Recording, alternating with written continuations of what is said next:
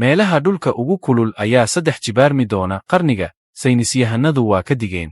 Haddii aan ku dhalanno yoolka cimilada ee lagu beddelo baris, adduunku wuxuu kululaanayo celcelis ahaan 2 marka la gaaro qarnigan. Sidoo kale, meelo badan oo dunida ka mid ah looma sawir karo si raaxo leh.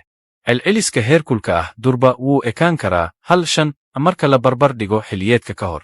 Heerkan ayaa la gaaray sanadkii hore. Saynisyahanadu hadda waxay ogaadeen in kaliya eber 5 oo kulayl dheeraad ah uu 3 bilood ka hor dhulka ee aad u kulul, meelahaas oo xataa qof caafimaad qaba aanay tallaal u ahayn inuu ku noolaado.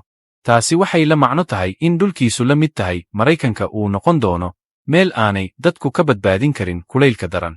Dadka ka weyn 6 eber jir, kuwaas oo u nugul kulaylka daran, waxay wajihi khatar sare. Meelaha sida gaarigu waxay leeyihiin 3.5 oogada dhulka, halka maanta ay 2.1. Waa xaqiiqo ay tahay in aan u diyaar garowno, maadaama saadaashani ay ka tarjumi jirtay goobta ugu roon ee kulaylka sawirka ah. Natiijooyinkayagu waxay muujinayaan khatarta haddii kulaylka astaanta ah uu gaaro 2, ayuu yidhi saynisyahanka cimilada Tom Matthews oo ka tirsan King's College London. Haddii kulaylka gaaro 4 ilaa 4 eber oogada dhulka wuxuu la kulmi doonaa kulayl aan bini'aadamku xamili karin. Meelaha kaliya ee badbaada waxay noqon doonaan latituda sare iyo difaac ee dhulbaraha. Xitaa qofka ugu badan, jirku wuxuu leeyahay warqad. Haddii kulaylku sarreeyo, xitaa dhididku kuma filnaan karo inuu jidhka qaboojiyo. Waxaa intaas dheer, waxaa jira kulayl aan la bixin karin, oo marka uu jirku ka kululaado intii uu ka heli karo inuu qaboojiyo, halis ayaa dhacaysa. Tani waa dhibaato ay la kulmaan dabdamisyada iyo difaaca, balse sidoo kale ka sii daraysaa mawjadaha kulaylka, gaar ahaan meelaha u dhow dhulbaraha. Bastaha la sameeyey waxay muujiyeen in calaamadaha sida gacanka Faaris, Hindiya, Koonfurta Maraykanka, Meksiko, iyo Austraaliya ay la dhufaanaan kulayl si xad dhaaf ah u sarraysa, taas oo keentay xataa dadka gaarka ah aanayn inay la qabsan. Maxaa dhici kara? Haddii kulaylka calaamad ah gaaro 2, meelaha qaar waxaa bilaaban doona in kulaylkoodu gaaro heer aan la bixin karin, gaar ahaan kuwa waaweyn ee dada sare.